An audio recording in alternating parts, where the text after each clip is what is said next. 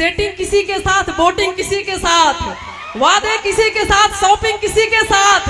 हाँ, मैं खेलती हूँ क्रिकेट की तरह मोहब्बत का खेल, बॉलिंग किसी के साथ तो बैटिंग किसी के साथ। आप ही वो लड़की हो, यही वो लड़की है भैया, यही वो लड़की है कि गोबर फेंकने के बहाना आया करती थी, गोबर फेंकने के बहाना आया करती थी, मोहब्बत के दुश्मनों ने भैंसे ही बेच डाली। ऐसे भी हम देते हैं, सम्मान करता हूँ हिंदुस्तान के सभी महिलाओं का जो भूखी रह सकती है, बगैर पानी की रह सकती है, लेकिन कभी चुप नहीं रह सकती है। आज पहली बार संगीता जी चुप हैं, कुछ कहिए। थोड़ा सा आवाज बढ़ाइए। हेलो हेलो हेलो हेलो, बोलो जी। अभी जब देख रहे थे जिया खान का नाम आ रहा था तो कुछ कुछ आपको अंदर से हो रहा था, ये सच बात है क्या? हम आपको भी देखे तो बहुत कुछ हुआ, क्या कीजिएगा। ये कुछ समाधान है ना? क्या? किस समस्या का समाधान नहीं है? पीछे बहुत सुंदर खेत है। क्या इरादा है? नेक है, मुझे खेत पता है। तो खेत में गलते ना हुई। भले पीछे खेत है लेकिन आपका इरादा नेक है, ये मुझे पता है। आपके प्रति नेक नहीं है, है ना? आपकी कसम। देखिए भाई, मैं चाहूंगी कि इतने अच्छे कलाकार एक बार पहले इनके लिए जोरदार ताली हो जाए। भोजपुरी के बादशाह कितना आप लोग ताली बजवाते हैं यार, बात। तो क्या करेंगे, अगला जन्म बचा के ट्रेन में ताली बजाएंगे क्या? नहीं, ये जो देख रहे हैं, ये प्यारी प्यारी मुस्कुराहट जो चेहरे पे बनी हुई है, ये क्या बोले संगीता जी, वो छोड़िए, पहले जो गोलू भैया बोले हैं, मौसी को आई लव यू नहीं बोलता है लोग। तो हम लोग बूढ़ियों का आई लव यू बोल देता रहे, कौन बात नहीं खे। और देखिए सही कहा गया स्केल डी रहेगा, डी। सही कहा गया है कि जिधर बूढ़ियों का आई लव यू, जिधर देखो इश्क के बीमार बैठे हैं, है ना? जिधर देखो इश्क के बीमार बैठे हैं, हजारों मर गए लाखों तैयार बैठे हैं। दिन रात रहते हैं ये हम हसीनाओं के चक्कर में, और कहते हैं कि मोदी सरकार के वजह से बेरोजगार बैठे हैं। उधर आपके यार बैठे हैं, इधर आपके भतार बैठे हैं। केकरो ना छोड़बो, ना केहू के ना छोड़ो। समाधान कीजिए बात। ये सब करे खातिर तो पढ़ाई छोड़ ले बनी। संगीता जी, सही कहा है। संगीता जी समाधान कीजिए, पहले जो बोले हैं समस्या जो है उसका, नहीं तो 2 मिनट में महावीर बाबा आ जाएगा यहाँ।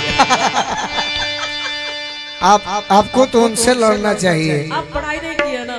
किए हैं, लिखते लिखते किए हैं। World stage life hit drama, god is director, we are actor. एक बार जोरदार ताली हो जाए। मतलब जीवन एक मंच है, हम और आप सभी रोल करने के लिए आए हैं। जो जैसा रोल करेगा उसे वैसा फल मिलेगा। इन्होंने सब पढ़ाई किया है, मगर प्यार मोहब्बत की ऐसी कहानी है। पढ़ाई कोले बने के आज ले चढ़ाई नहीं की कोले। लिखते लिखते रुक जाती हूँ, वाह। कुछ सोचने में लग जाती हूँ।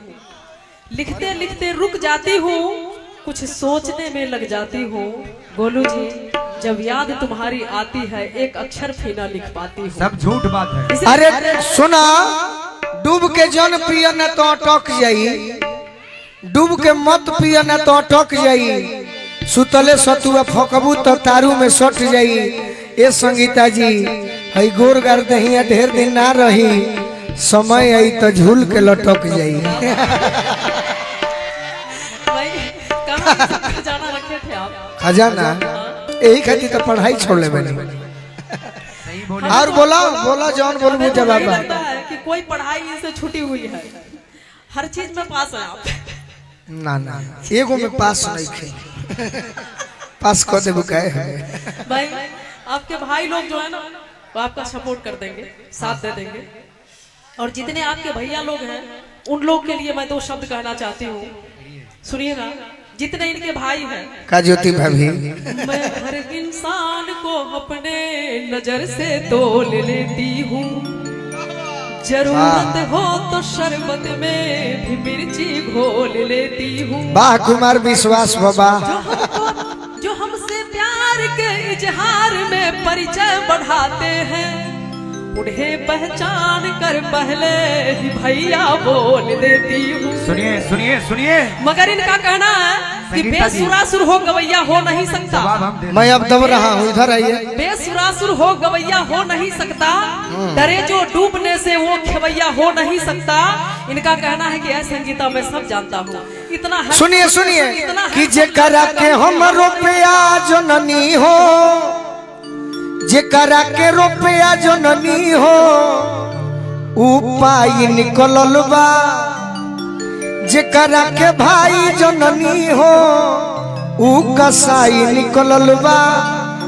जे करा के कुंवर जन के प्यार कोई हम, उ 7-8 लइका के माई निकलल बा।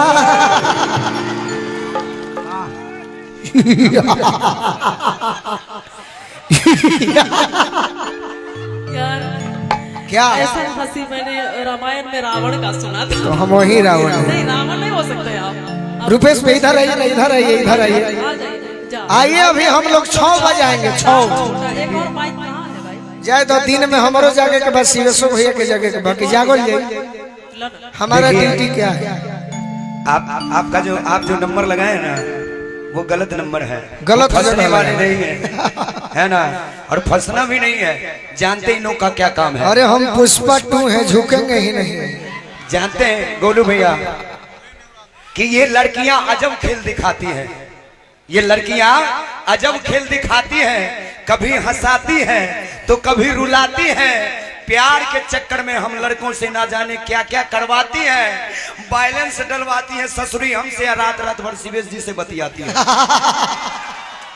क्या जवाब है आपके पास? देखिए बैलेंस कौन डलवाता है, कौन मोबाइल खरीदता है, सुनिएगा। ये दरिया भी नहीं लेकिन समंदर चाहिए इनको। वाह, ये दरिया भी नहीं लेकिन समंदर चाहिए इनको, जनवरी और पूरे साल का दिसंबर चाहिए इनको। बड़े करके जतन लड़की के मन को जीतते पहले, फिर उसके संग सहेली का भी नंबर चाहिए इनको।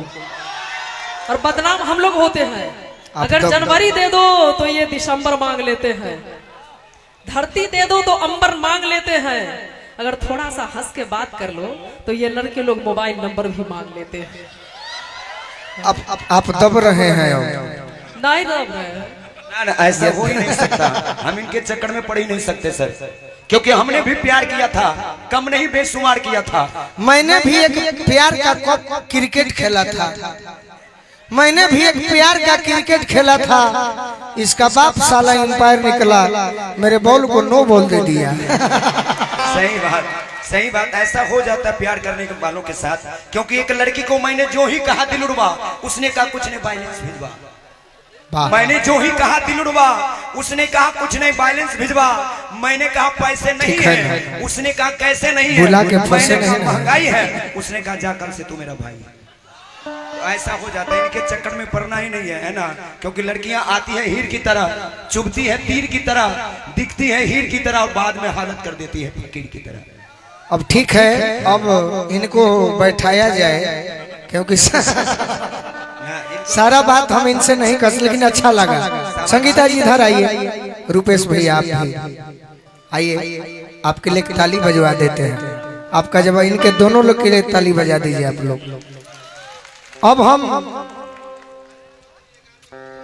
ये भारी पड़ेली, इनसे पूछिए क्रिया खा करके हम पर भारी पड़ सकते हैं आप संगीता जी? नहीं, आपने शिवलिंग के क्रिया खा के कहो